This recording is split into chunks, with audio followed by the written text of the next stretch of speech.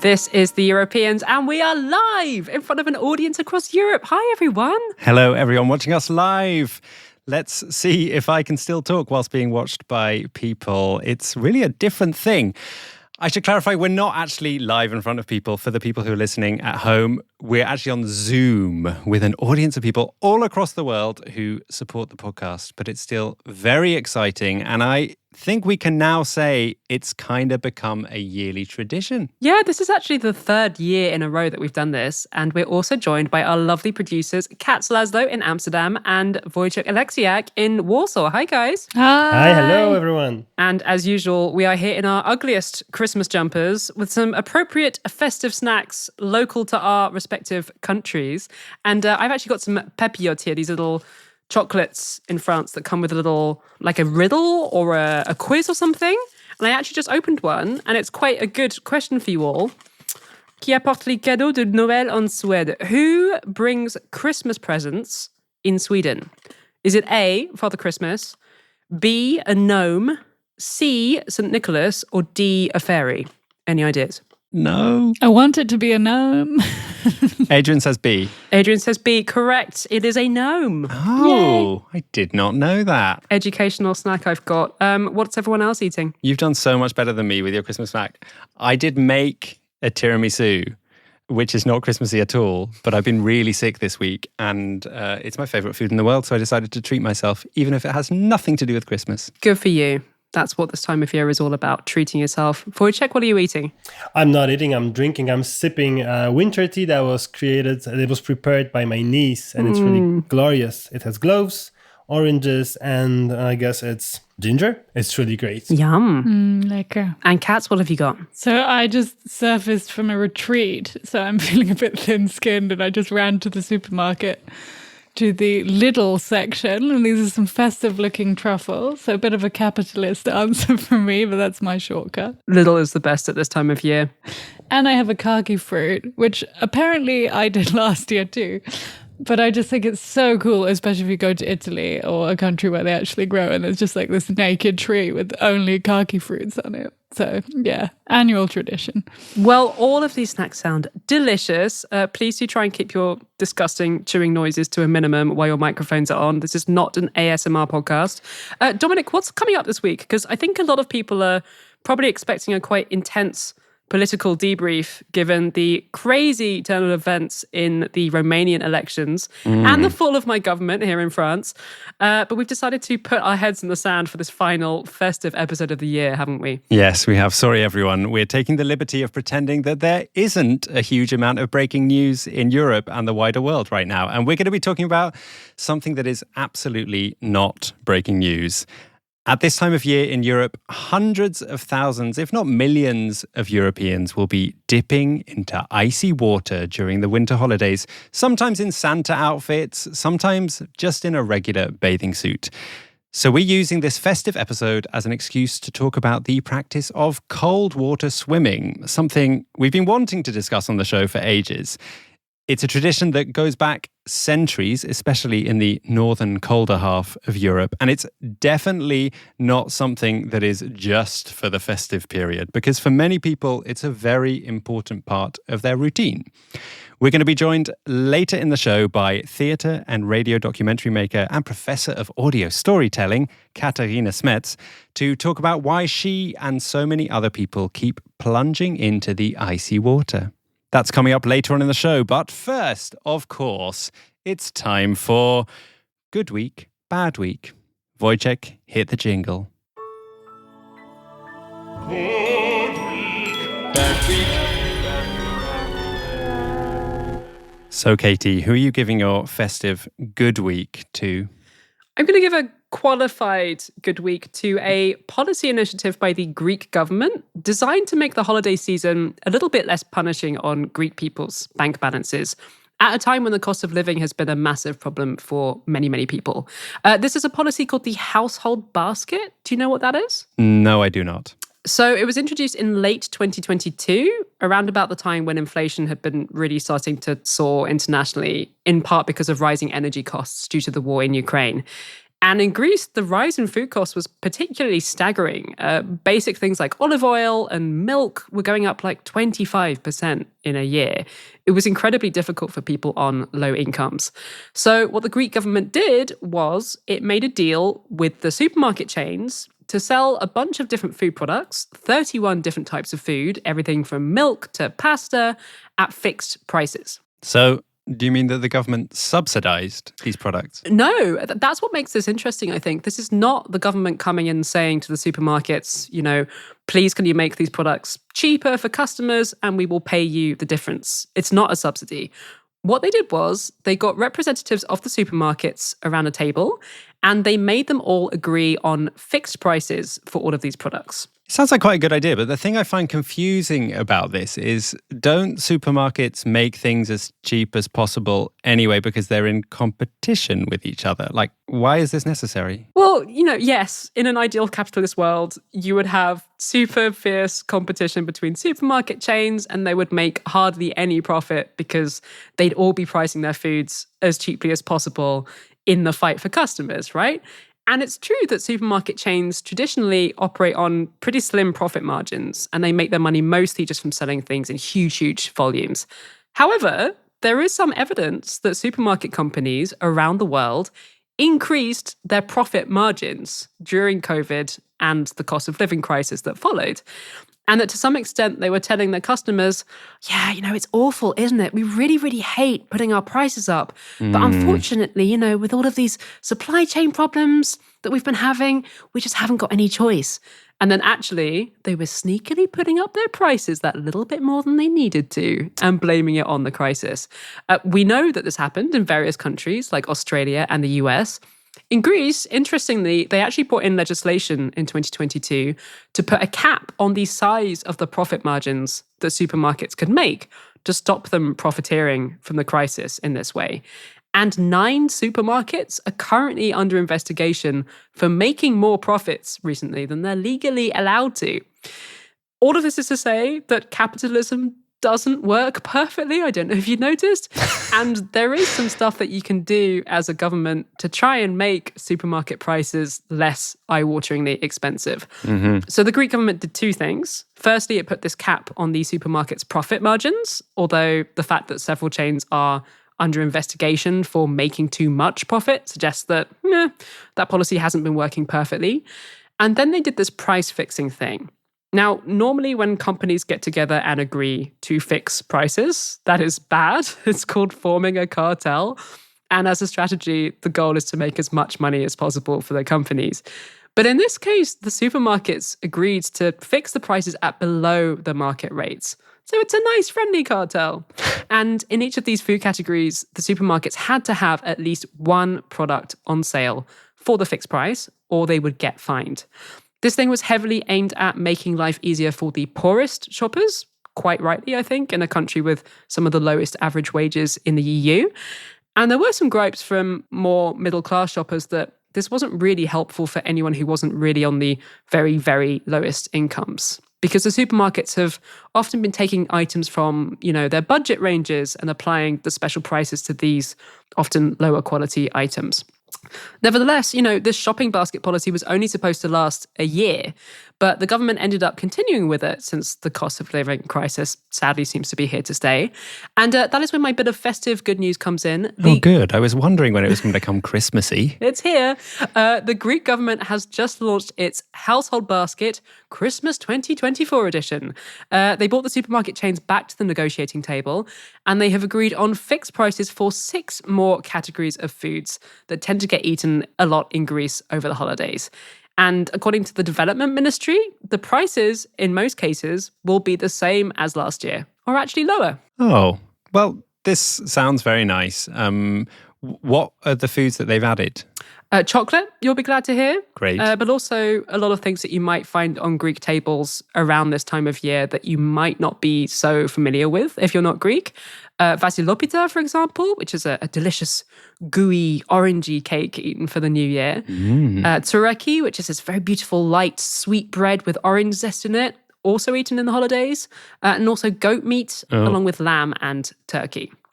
So there you are. As of Wednesday, December 11th, if you go to a Greek supermarket, you will find items from all of these categories at fixed prices. And they will stay at those prices until January the 3rd. And, fine, maybe a lot of Greeks on slightly higher incomes don't find this policy to be that helpful to them, but those on the lowest incomes presumably do. And that's really important, especially at a time of year when money worries are often really high, but there's also lots of social obligations to be festive and act like there's plenty to go around when there isn't. You said at the beginning that this was a qualified good week, like I think you do almost every week now, and I think you need to So get do out of the you. habit of it. Not just me. But why is it qualified? Were you just feeling like hedging your bets? I think it's just that a lot of Greeks have complained that this policy isn't enough given how bad the cost of living crisis has been, that it feels like a bit of a sticking plaster over a gaping wound. A lot of critics have said, if you really care about making food more affordable, why don't you cut the tax on food, for example? So I don't want to make it sound like the Greek government has fixed everything with this policy and that I'm their biggest fan. But I do think this policy probably does more good than harm. And actually, I wanted to ask you, if they introduce this in the Netherlands, what festive food items would you like your government to arrange fixed prices for? Ooh. I think my favorite thing to eat around Christmas is Brussels sprouts, actually. Oh, unusual answer. No one says that. Yeah, I know it's a controversial vegetable and some people hate them, but I think they're great. I like a sprout. They're in season right now, so it would make sense to do it now. It might persuade people to eat a bit less meat. Controversial. What about you? Good choice. Well, there is one thing that I quite enjoy a little glass of around this time of year that I probably wouldn't have in the middle of the summer, which is a drop of the beloved Irish liqueur Baileys. Other brands of Irish cream-based aperitif are available.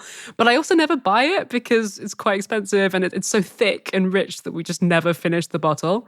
So if the government wanted to fix the prices of that to kind of tempt me back to the Baileys aisle of the supermarket, I wouldn't complain. This is where I think maybe this isn't the most important thing to fix the prices of. And I think, I'm not sure the societal value in that policy. So let's move on. I'm interested to hear whether our supporters in the audience tonight agree with me or with Dominic on this one. But yes, with this delicious thought, let's move on to bad week. Who are you giving your bad week to, Dominic? It's been a bad week and a bad month, really, for a tree known locally as the Green Giant, a tree that was sitting in a forest called Val di Ledro in Trentino in Italy. And a few weeks ago, conservationists lost a fight to stop this very old fir tree from being chopped down and transported to Vatican City to be the centerpiece Christmas tree in St. Peter's Square. We're recording this episode on Sunday, and the tree was officially inaugurated yesterday by the Pope. I thought I'd briefly share my screen with you all so that people watching live can see a little clip of this tree. Oh, that's a big old tree. It is, and it's lit quite extravagantly. There's some people playing the flute. It's a bit straggly, actually. It's one of those trees that's too tall. I quite like a short, fat tree, personally. It's narrower than we're used to from traditional Christmas trees, but it's been a bad week for this tree, and a bad week for a significant group of locals who campaigned furiously to stop the tree from being felled and used for this purpose. The tree was chopped down a few weeks ago now, but in the run-up to the felling, a petition was started by a local conservation association. It was signed by over 50,000 people who wanted to stop their green giant from being chopped down, a tree which they say is 200 years old. They said in the petition, sign to say no to the purely consumerist practice of using living trees for ephemeral use for mere advertising purposes and a few ridiculous selfies. Saving the tree would, quote, send a strong message of reflection on the importance of valuing and respecting the role of the plant world in the anthropocentric era that sees increasingly dramatic climate irregularities. They also point out that the Christmas tree is actually a pagan tradition and has absolutely nothing to do with the birth of Christ. There is that. And they claim that the operation to cut down and transport this tree and almost 40 other smaller trees from the area, which have been placed around the Vatican, they claim that it's costing the public purse roughly 60,000 euros, which sounds like a huge amount to me. But apparently it also includes some extra things, like they took a local band to the Vatican. Maybe those flautists we just saw were from the local area. And 500 locals were also taken, and there were some school initiatives. Yeah, so it's a lot of money. It is a lot of money. But that aside, isn't it a bit surprising that the Pope would apparently condone chopping down a beloved tree, when in generally, he's not really the worst when it comes to being an advocate for the environment and the natural world, right? Yeah, I thought that too. And it's actually an argument they make in the petition. They really appeal to the Pope's environmental side because, maybe you're aware or maybe you're not, but Pope Francis has put quite a lot of energy into spreading the message that the natural environment needs protecting since he became Pope in 2013. In 2015, he famously put out this encyclical, a 184-page document called Laudato Si', in which he laments environmental degradation and global warming whilst also criticizing consumerism. He has in the past described climate deniers as foolish and argues that richer countries have an ecological debt to poorer countries. So, I can understand why the petition writers thought they might have had a chance with Pope Francis. Maybe he would sympathize with their argument and decide to find a different tree to put in front of the Vatican, or, I don't know, a living tree. Did the Vatican respond to this petition? They responded via the media, although I understand from the petition organizers that they actually never got a reply directly from the Vatican. The official line from the Vatican that they put out in the media is that the 30-meter tree was not only chosen because of its aesthetic value, but they claim it was actually the ecologically responsible choice. And the Pope himself actually even referred to the ecological question in a statement in his speech during the inauguration ceremony of the tree yesterday. He said, "The majestic solemnity of the tree is striking, cut in compliance with ecological principles for the natural renewal of the forest." Oh, well, it's fine then. Exactly. That official Vatican line is echoed in statements that the local mayor of Ledro put out, a guy called Renato Girardi. He uses rather more colourful language about the petitioners, describing the petition as nonsense and baseless nastiness. He also makes the bold claim that the tree was not actually 200 years old, but 60 years old. And he says that it was set to be cut down anyway, as part of routine forest maintenance. Maintenance that is, according to him, all in line with the European Commission's forestry certification system. And maybe it is, honestly. I haven't been able to verify that, but it doesn't mean it's the right decision. I'll come to that later. I first want to read you another quote that he said. He said, "They are ruining the Christmas festivities just for a plant. We only want to donate a fir tree. And I would like to underline, if it wasn't donated, it would end up in a sawmill." Oh, shots fired. Yeah, things are really getting heated. And this is where the bad week story gets a bit confusing because we've got two diametrically opposed versions of the facts about this tree. What more could you expect from a Christmas story in 2024? And it's honestly been quite tricky to work out what's really going on. Fortunately, I managed to get in touch with the people who set up the petition to get a response for them about the Vatican's official line. I especially wanted to know what they thought about this claim that it was an ecological choice and that chopping it down was part of natural renewal. And what they said to me raises some serious doubts about the official line from the Vatican. This is original reporting for the Europeans on a Christmas tree. I'm very impressed. They said that the tree was actually not in the cutting plan, so it was not going to be cut down anyway, they claim. They say it was not part of the cutting plan because the tree, the green giant, was in the middle of a plain, an area of grass away from other trees. Oh. They even sent me a photo to prove that this tree was not in the middle of a patch with loads of other forests. So yeah, indeed, it seems rather unlikely that there would be a need to cut it down for forest maintenance purposes, as has been claimed. Am I going too far with my tree investigation, Katy? No, I think this is a great way to spend your weekend. Okay, well, I'll stop talking about it in a minute, I promise. But I did also do some background chatting with Kat. Producer Kat's our resident specialist on all things forestry. I don't know if she'd want to be described as a specialist, but she's read quite a lot about trees. And she pointed me in the direction of the work of Suzanne Simard, a highly respected Canadian professor of forest ecology. And Simard is a strong advocate for just not cutting down old trees. She's spent loads of her career explaining that if you are going to cut down some of the trees, it's the youngest, not the oldest, that you should chop down. And that's because of what these elder trees are doing underneath the soil. She says, if we leave clusters of old trees, they nurture the next generation, they keep the carbon in the soil, they keep the biodiversity, they provide the seed. So if you follow that reasoning, an old tree like this would ideally not be cut down. In one of the emails I got from the association who set up the petition, they stressed the symbolism of this tree that appears in St. Peter's Square. And they suggested that cutting down this tree that was the home of birds and squirrels is a symbol of man's contempt for nature itself. Which doesn't feel that Christian. No.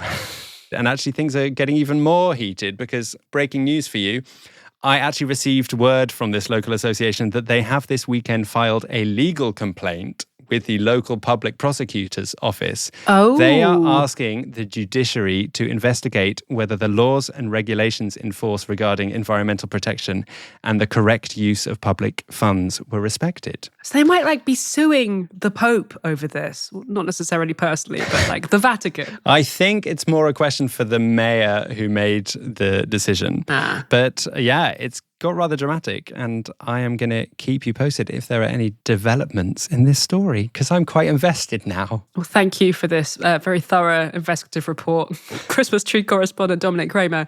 I mean, I think what this story brings up is the broader question of whether Christmas trees are good or bad for the environment, right? Because it's a debate that we have a lot, I think. Yeah, it's one of those questions that is really difficult to answer. I feel like every year millions of people have this debate about whether or not they should have a fake tree or a real one. And from what I understand, that binary either or debate is a bit too simplistic. And a lot of it depends on where you get your tree from, what herbicides are used, what the land where it's farmed could otherwise be used for. So there's so much nuance, it's quite difficult to make that decision. But if you really want to dive into it, there's a great piece on the BBC News website that was published last week about the environmental impact of Christmas trees. It's not all depressing. I'll put a link to it in the show notes. I actually today put up my Christmas tree, and it's one that I have living on my balcony for the whole year. So it's a living Christmas tree, and you can bring it in for 2 weeks of the year, and then it won't drop too many of its pines. And I think that's probably the best thing you can do if you've got space for it, is to keep one alive, because then it retains the carbon. But you can also, if you don't have space to do that, or you don't want to faff around with having a tree in your garden, you can hire them, you can rent them from farms, so they'll just bring it to you for the festive season. What do you do, Katy? Have you got a plastic one or a real one? I don't have a Christmas tree, full stop. Fair enough. But that's mostly because I have a 14-month-old son who would almost definitely try to eat both the tree and its decorations. I do quite like this rent-a-tree idea, though, so maybe we'll do that next year. I also love the smell of Christmas trees, and Me too. it'd be sad not to have that in the house. And actually, fun fact, did you know you can buy these, you know that spray you can buy for your bathroom that makes a nice smell after you've done your business? You can get ones that smell like Christmas trees. Did you know that? I didn't know that. Well, Katie's family, if you're listening, you know what to get her for Christmas. Just make your bathroom smell nice and festive after you've spent some time in there. Okay, I think it's time for a jingle. Anyway. Thanks. Wojciech, hit the jingle. Being able to see so many of the people here tonight who support this podcast, who have made our work possible with their generosity, it feels like a really special way to end the year.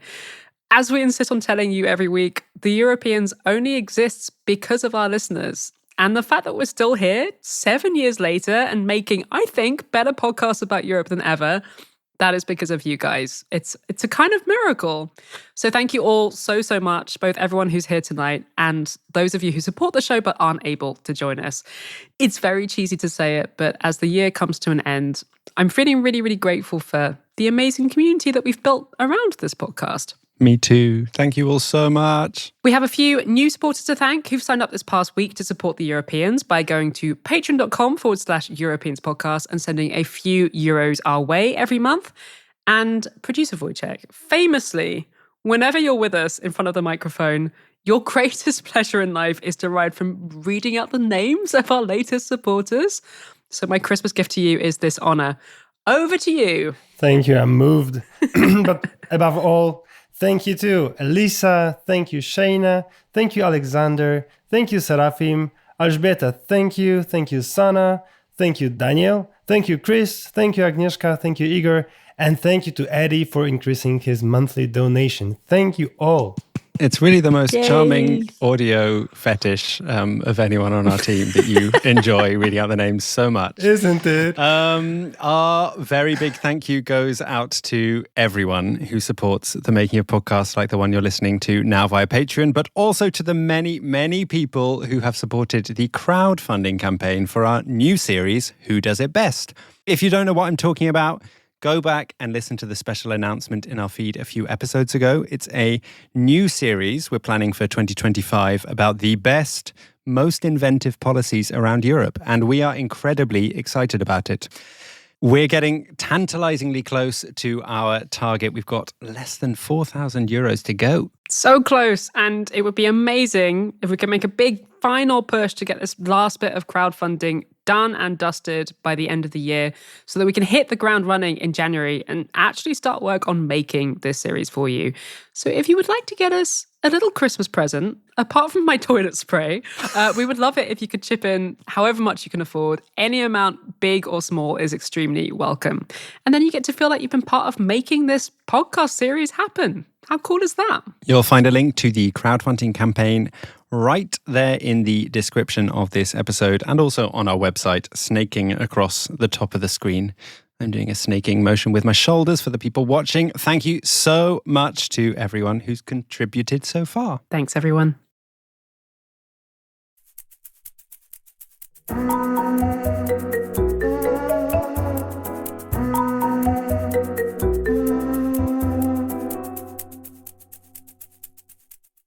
It is that time of year where lots of people in various countries across this continent do something that lots of other people think is absolutely crazy. They plunge into ice-cold lakes, ponds, or the sea.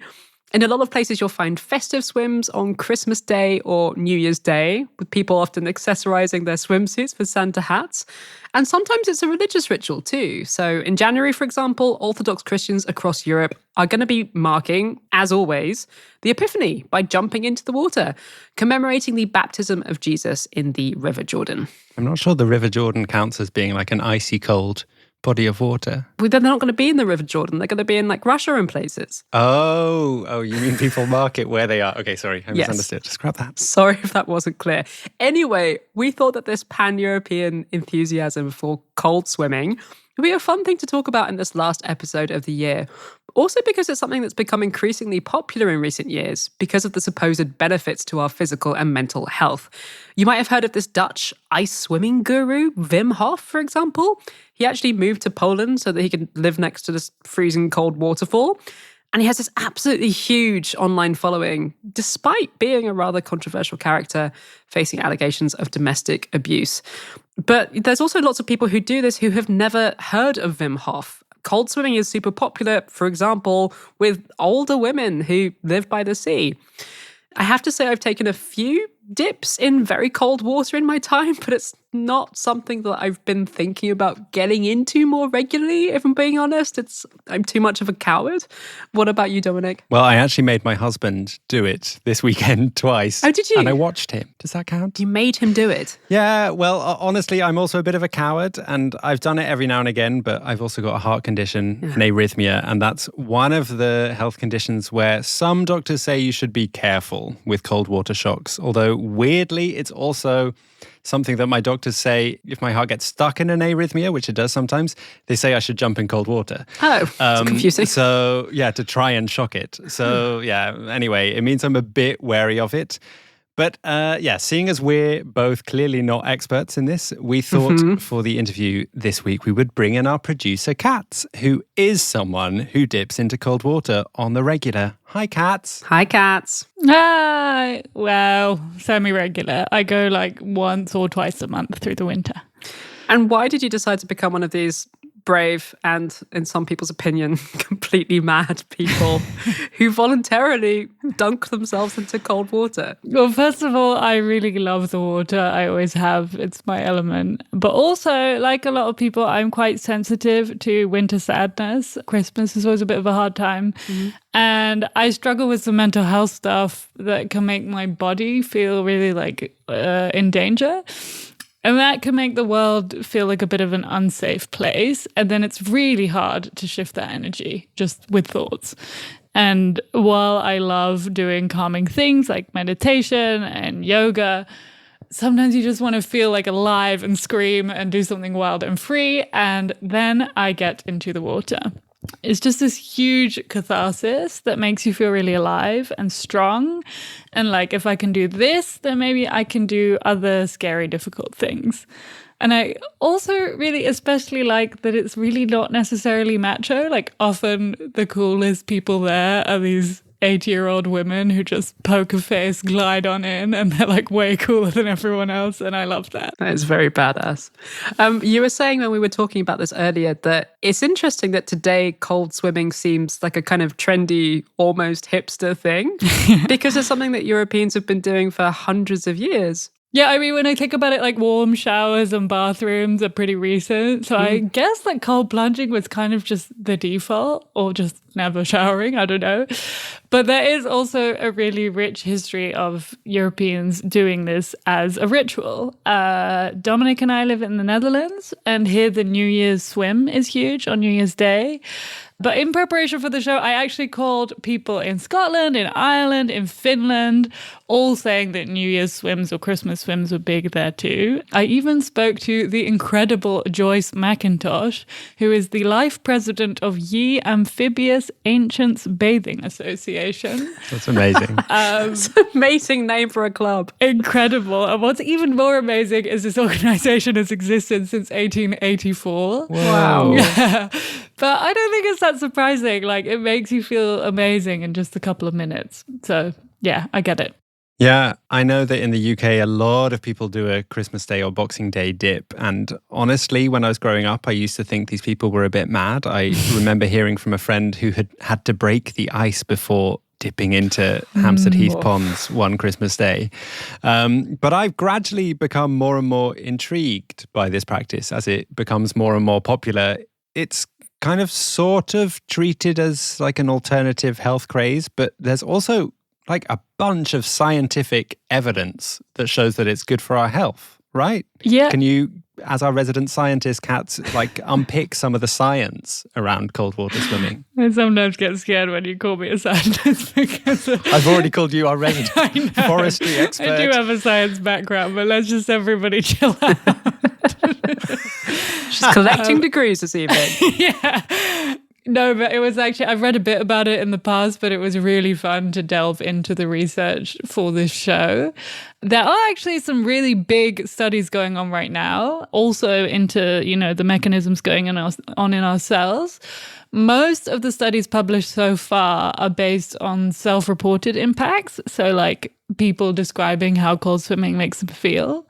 But that's actually true for a lot of really commonly used medication, like antidepressants or painkillers. That's also how those studies are done. That does mean we don't totally know how and why cold swimming works for our health. And we also don't know if it works for everyone. But there are things that we do know. The clearest thing is that it releases the cold shock you feel, releases a huge amount of dopamine and adrenaline. That's really easy to measure. And that lines up with the most common thing that people bring up, mental health.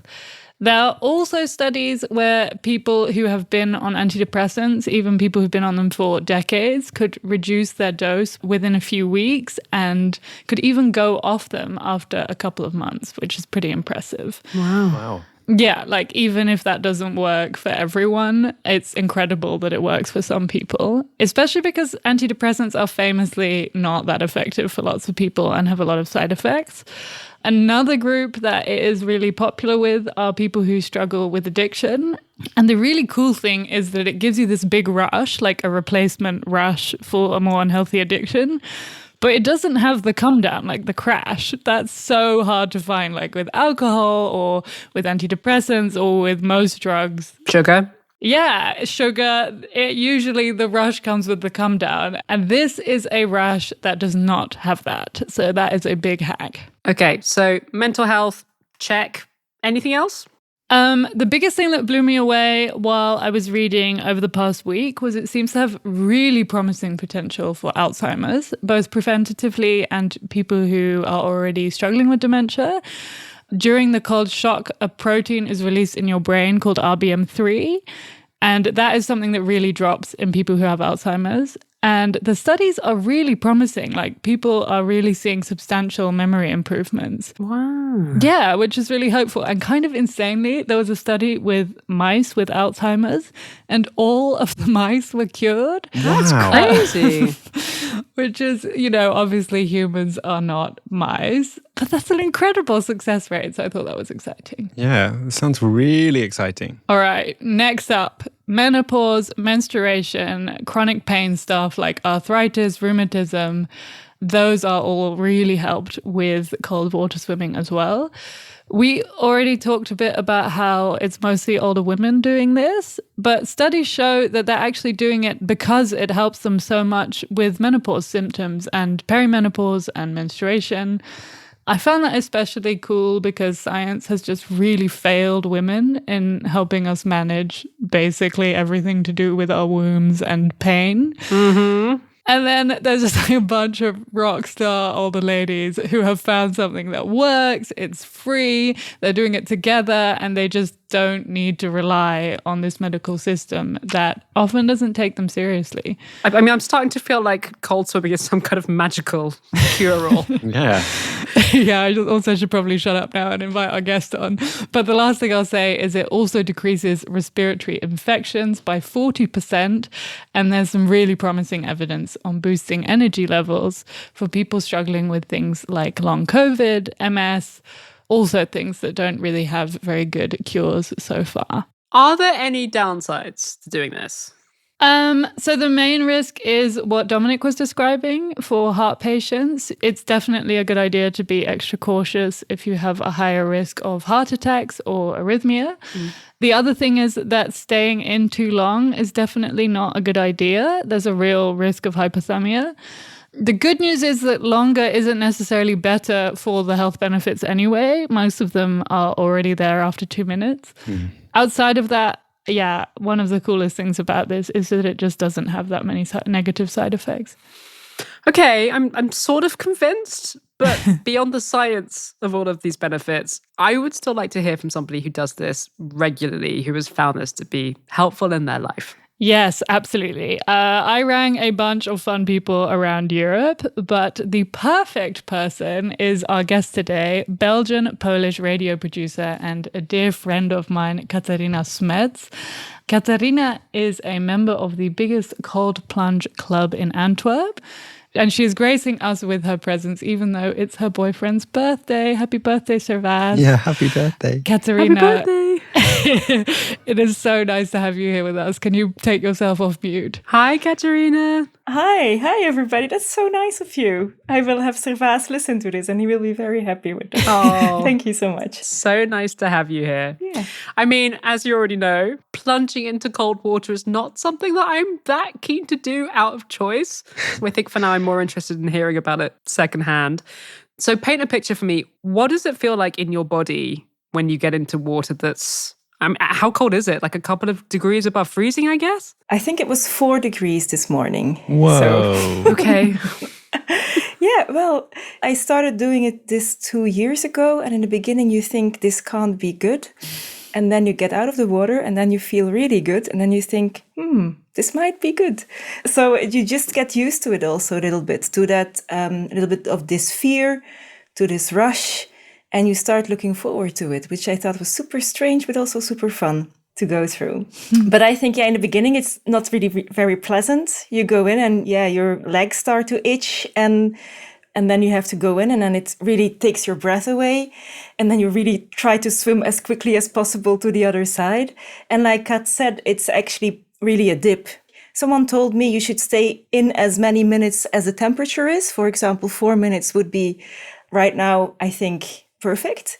But when it's like 1 degree or something, you just stay in 1 minute or I think that's plenty. And you just feel really good afterwards. And also, I'm trying not to be like this Wim Hof kind of person, because I don't subscribe to that. But I just think it's a very fun thing to do. I always feel in a much better mood after I went for a swim. Yeah. You already described that it's not necessarily that pleasant at the beginning. So why did you start doing this? Well, 2 years ago, my mom died, and it was just a very dark time. And one of my friends was already swimming regularly, and she took me with her. And also, just before I had to clear out the place my mom was living, and I found this almost unused bathing suits. And it just broke my heart to see them, because my mom really loved being outdoors, swimming, like water really was her element. And she died of leukemia, which also means that you have to stay in a closed environment because the risk of infection is very high. And she was really very sad that she couldn't go out. So I just started wearing her bathing suits, and I thought, like, honoring her by swimming, I think she would really like that. Also, what I thought was funny is I saw elderly ladies wearing the same bathing suits as I did. So because they're really nice, like they tuck in all the right places. So they're really fun to wear. But like Kat's already said, there is this club of elderly ladies who go swimming in full makeup almost. And about 2 weeks ago, I was just swimming my merry way. And on the other side of the pond, I saw a lady in the same bathing suit as I was wearing. And we were signaling to each other. It's so nice. And she was this lovely lady with white hair. And I just really liked that. I felt really part of this club. I brought my swimming cap with me. It has an old school logo with an ice bear on it. So I'm part of the Deurnese IJsberenclub, and it's a club that exists since 1922. Wow. Incredible. So yeah, it's also really fun to be in this club because it's so old school. It's very not hip. Yeah, there's a lot of ice bear, statues in the clubhouse, and you can get a hot cocoa or like a duvel. I don't know if you know duvel. It's like a pretty strong Belgian beer. So let's say the community around it is as important as the cold water swimming itself. It's a very safe space as well. And also when you change, you see all these old butts around you, and it's also very comforting to see these bodies that are not like the most trained, or it's a pretty inclusive space. Yeah. I love that. Something I find really moving about it as well is that a lot of people are doing it for solace, for something hard, like the grief you described or illness. And these are all kinds of things that are quite taboo. Like people often suffer in silence. And my experience with cold water swimming is that people just kind of chuck it out. And then at the same time, it's also really like silly and joyful. And everyone's like, I'm cold, And that's a really nice combination. I'm wondering what you feel about your relationship to the people that you do this with. Yeah, I don't necessarily need to talk to the people in the tent when we are changing, shivering, half naked, but you just see people around you whose bodies maybe went through stuff. You just see that somebody is going through chemotherapy, for example. And sometimes you pick up small conversations. You already mentioned all the scientific background of cold water swimming. But what really helped for me was the lifting of brain fog. Sometimes I could feel really like muddled and in this sadness, and because you cannot think about anything else except survival, I guess, when you're swimming in cold water. I thought that, and also I was just thinking to myself, okay, if I survive this, maybe I can survive this grief as well. I think that was a psychological thing, a little bit like you described as well. Like, okay, if I can do this, I can do hard things, I guess. So these kind of things really helped. Well, thank you so much for coming to talk to us about cold swimming today. Is there anything you'd like to add that you think might convince listeners to start doing this? Skeptical people like me and Katy. You kind of have convinced me already, actually, to be honest. Me too. I think you should just do whatever you like. But what I really like about it as well, and it's more like the ecological side of it, is people want to swim in nature. And a lot of our waterways are polluted. So if more people have this need to go swimming outdoors, maybe we will take better care of our water. You had the same thing in Paris, of course, where we all of a sudden had to clean up the Seine. I really wanted to go cold water swimming in England. Mm-hmm. And I had this app where you could see how much shit in the water there was, and it was horrible. You can really see how much sewage there is in our natural waters. And it was an app to warn outdoor swimmers for when the water was too polluted. And I just think that might bring a little bit of awareness, maybe, as well. There's just so much joy in it. I love that as an extra argument for this. Okay, I am sort of tempted to give this a go, and maybe some of our listeners will be too. Kat, handing back to you, what are some practical tips for going about attempting a cold water dip for the first time? Yes. Katharina, also at the end, feel free to add any tips that I have forgotten. But here is my small audio guide to starting this. The first one isn't that helpful. The best thing you could do is to start in the summer and just carry on getting in as the weather changes to winter, because then you grow accustomed while the temperature drops. So it'll be a lot easier for you. Now that you're going anyway, take someone with you. It's fun, but it's also a lot safer. And obviously there are all of these clubs, but you can also just ask a friend, whatever you prefer. I would say that you should start by just getting in for like 30 seconds, really short, and slowly build it up. And the good news is that it really gets a lot easier. Like within 4 times, you're like, whoa, this feels completely different. And I wouldn't stay in for longer than 10 minutes unless you're really, really used to it. Okay, but you have arrived at the water. You're feeling nervous. Now what? It's best not to jump in if you haven't done it recently, but to just get in gradually and then just try and let the shock wash over you before you start swimming. You might tingle, it might hurt, it maybe feels a bit electric. You might gasp or lose the ability to speak. Some people describe it as feeling like you're going to die. Oh, great. The good thing is that feeling only lasts for 90 seconds. Only 90 seconds of near death. Yeah, you'll also experience some weird relationship with time because 90 seconds feels like ages. But this is why it does all the good things it does. So the shock is also a good thing. But after the 90 seconds, you break into this new level where you kind of relax and the euphoria starts to kick in and you can go for a short swim. That feels really nice, but don't stay in for too long because hypothermia also feels quite nice. Oh, weird. I would say better too short than too long. Like when you still feel good, get out. Fully agree. You can feel a little bit dizzy afterwards because the cold blood starts moving around your body. But the main thing you'll feel is a big dopamine rush. I find it really helps if you know that you have a way of getting warm quickly. So if you don't live super close to the water and you can't immediately have a warm shower, then it's nice to have a big fluffy towel, a nice big jumper. Don't wear tights because they're super annoying to put on with wet legs. Bring a thermos with tea so you can really, drink something warm to warm you up on the inside as well. And then on you go with the rest of your day, riding on that rush. Ta-da! I always bring super warm socks with me. I start with warming up my feet. I put my hat on. And of course, people also go swimming in these woolen hats, which is also really funny and endearing.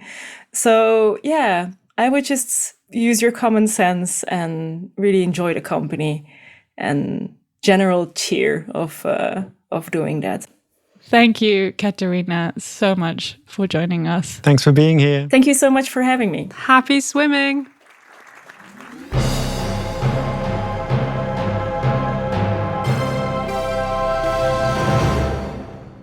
It is that time in the show when Dominic and I usually talk about the latest European things that we've been enjoying watching or reading or listening to. This week, I'll spare you the crappy Netflix Christmas films that I have been guiltily consuming, although they are now available in various European locally made editions, and they seem to be equally crappy in all languages, which is kind of fun. But since we have a whole audience of people with us here tonight, we thought it'd be fun to ask for some of your recommendations. Yes, while we've been chatting away, Wojciech has been asking people for their recommendations in the Zoom chat. Wojciech, who would you like to call upon? Yes, there were a lot of interesting offerings. I decided to go with those that I'm sure are available in English for all of us to consume. So first, I would like to ask Madeline Savage to talk about the book by Paul Murray titled The Bee Sting. Hi, thank you. Hey, Madeline. It's so good to see you in real life. It really is. Nice to see you too. And I'm kind of floored at how many of us there are. But anyway, the bee sting was my recommendation. Does anybody know it? I'm reading it right now, actually. Ooh. Such a coincidence. Paul Murray, Irish writer. It's kind of a door stopper. What do you think so far, Dominic? I immediately was hooked. It's such a wonderful, vibrant description of the life of these two teenage girls at the beginning. I was just so into it. Oh, I hated that mean girl culture. Oh, really? But when you move beyond it, plus also I've read a whole lot about Irish provincial life. Mm-hmm. So it's like, oh, is this going to be another one? No, it's not. And the thing is, it's such an artful blending. It's not about sexual identity per se. We're using these pockets of identity to brand ourselves. And it's another reason not to bond together. And that really struck me. But the themes also of the climate and of nature and of people trying to go against their true nature, their true selves, and how damaging the lack of being true to yourself is, and also the lack of communicating. But the way he does it, man, I was traveling at the time. I had to really just say, no, I'm not going to stay at home and read this book. I'm going to go out. That good. And I'm sure it will be made into film, but that won't do it justice. So, can't wait to read this. I'm hooked. Yeah, I can't wait to get further. do tell us what you think when you finish it. I will. Yeah, I mean, as you say, it is a real doorstopper, so it's going to take me a while. He'll be reporting back in 2026. Yeah. Thanks so much, Madeline. Wojciech, who else would you like to call upon? Yeah, so that was our literature corner, and now some music, also to celebrate our guests' heritage. Oh my God, I think it was Frank who suggested this jazzstation.be. Could you talk about this a bit? Yeah, that I was not expecting. Hi. Hey. Hi, Frank. Hi, Frank. Glad to be here. Well, I live in Brussels and I'm a big jazz nerd. And there's a station that's actually a tiny little old former train station in Brussels, not so far away from the European Quarter, actually. And it's called Jazz Station, jazzstation.be. You can see the website. And they've got wonderful concerts of more international artists. You get a very good vibe of the Brussels and the Belgian jazz scene. I recently had concerts between world music and jazz, so it's very open and it's a good vibe. And you meet many jazz students from the conservatory and other places. Nice. Sounds great. Thanks. Next time we're in Brussels, we're going to check it out. There were a lot of other great ideas, so I think we should post them in the show notes because, we had to do justice to this plethora of great offerings. Let's do that.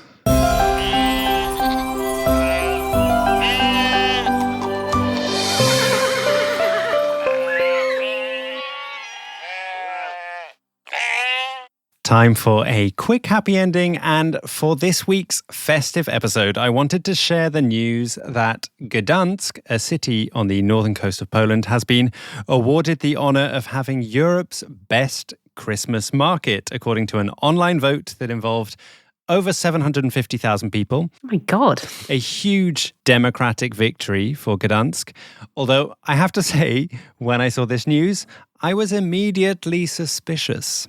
Some of you will remember from previous episodes of this show that Poland wins quite a lot of these online competitions that are voted on by the public. Right, Wojciech? Yeah. You're very right. This is it seems fishy. So for those who have missed this thing, here at the Europeans for years, we've been following the European Tree of the Year competition. And, it's a competition where every year internet users pick their favorite tree from across Europe. And this year we noticed that since 2022, a Polish tree has come on top every year. Mm-hmm. Even more suspiciously, in 2023, Poland also won the Penguin of the Year competition and the Manul, however that is pronounced, the Manul World Cup, Manul being a breed of very fluffy cats. Why am I not following that competition religiously already? I don't know. I think it was great. So this rather unbelievable streak of wins led us to a discovery that two Polish profiles on Instagram with a massive following going into millions of users, they entertained those users, among other things, by mobilizing them to swarm such competitions and win them one by one. Dirty tricks. So do you think this all means that Gdansk market is actually not at all special? Oh no, I think just the opposite. Gdańsk is definitely special. It is one of my favorite towns in Poland, and the history of it is great. It was part of the Hansa. If you just visit Poland, you have to plan a trip to Gdańsk because it's really worthwhile. But as a lurker on one of these profiles, indeed, I saw that they encouraged folks to vote for Gdańsk. And it's another bit of investigative reporting here. I checked the results, and Gdańsk won over Romanian Craiova by only 22,000 votes. So it is very likely that this profile's involvement tipped the vote, actually. Whoa. I think maybe we need to get a constitutional court involved to annul this election. Just not the Romanian one. Too many annulled elections this week. Too soon? That said, I read on the website Notes on Poland that the standout feature at this market is a talking moose called Luczek who has witty banter. And that does sound pretty great. I do like the sound of a talking moose, to be fair. I mean, it does seem like a standout factor that gives Gdansk maybe the edge over the usual European Christmas market offerings, with the hot chocolate and the gingerbread and the mulled wine. Boring. What is a Christmas market without a talking moose? My favourite Christmas market in Europe up until this point has been Regensburg in Germany.